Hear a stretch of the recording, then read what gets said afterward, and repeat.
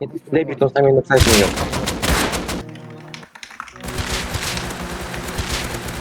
Пойдем в калаш.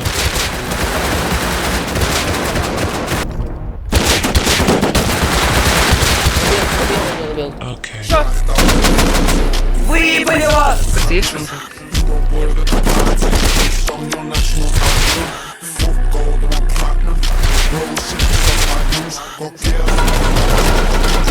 Да ну это все ебал, блядь, ты все ебал, блядь. Okay.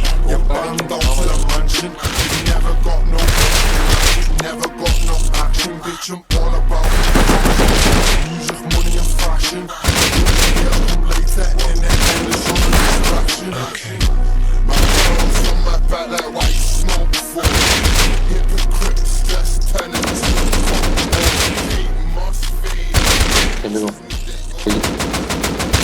Я не захочу туда. Доставай большой сачок, чок, чок, чок, чок. Под кукан срезай сучок, чок, чок, чок. Алло, Крофок, ты тоже? Алло, Крофок. Не забывай Чё? и подсекай рыбку на крючок. Стильное радио. Мы скоро подружились. Я тебя откинул, Трейд, прямо с Трейд. свободным днем. Стал ездить на рыбалку я с бывалым рыбаком.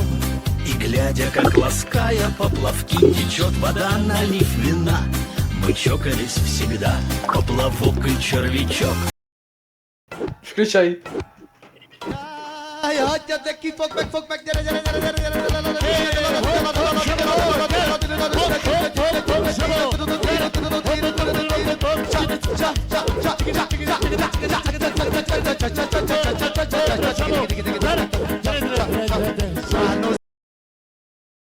Он на тире типу.